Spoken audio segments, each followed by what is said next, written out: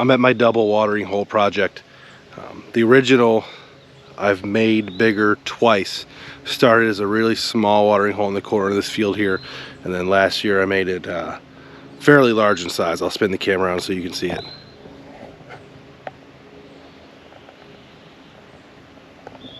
And it's been pretty cool. I get turkeys, deer, owls, great blue herons, raccoons, possums, ducks have been using it. It's just been a really cool wildlife pond. This year's project was to make the far side of it a double watering hole. There was a low spot on the south side where the water drained, and I decided I was going to go in and dig that out, and it is looking pretty good. I've actually been in here 2 different times. I made the original hole, it filled up with water and then drained down because I think there were some holes in the clay and just I needed to clean up around the edge a little bit. So I came back in when it was already wet and refilled it up, or redug it out, pushed out some more areas to try to get the clay packed down, and it seems to be holding pretty good.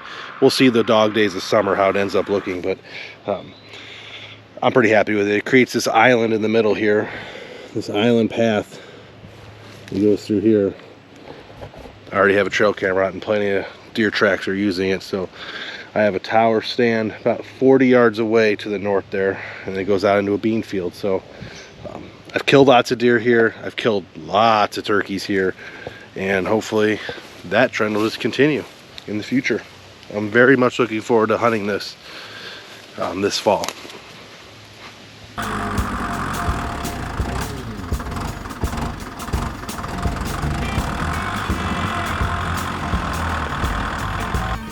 Alright guys, I'm here after about an hour's worth of work with the new watering hole. As you can see, it's a pretty good size. I'd say it's about 3 feet deep at its deepest point, but it's here in the corner of this food plot. We got an elevated stand there, but we're going to move it, put a new one over there on that side for northwest winds. It'll blow over the valley there, and we'll clean this up on the edges here, and the deer will have to funnel around this water hole. I'll keep that side nasty, and hopefully they stop and take a drink and we can put an arrow in them. That's the plan. We've been using watering holes to track wildlife on the farm for years now, and we have found over the years that there are a couple different types. Deer will use deep woods holes all throughout the day at all times of the year. If you add water to a food source, you can expect the deer to use them at dawn and dusk and while cruising during the rut. And if you add water along trails, deer will usually stop and take a drink on their way. A major key is to try and create an ecosystem so the water doesn't get stagnant and full of midges. The more tadpoles, frogs, and little wildlife using the watering hole, the better. And they may require yearly maintenance to keep from silting in.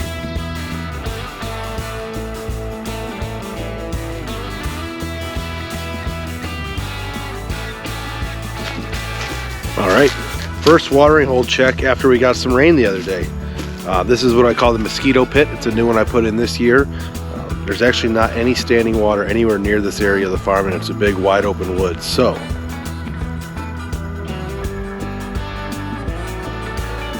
not bad. I would like to see it a little bit fuller. I think it has another 3 or 4 feet that it could fill in here, according to where I've scraped, but we'll have to see how well it holds, and depending on how much more rain we get and the clay composition of this watering hole, we'll see how deep it actually gets. But I'm pretty happy with it for one quick day of rain. Brand new watering hole. We have a trail camera. It should be able to provide us a little bit of intel, see if any of the critters have been using it yet, but I'm pretty excited about this one.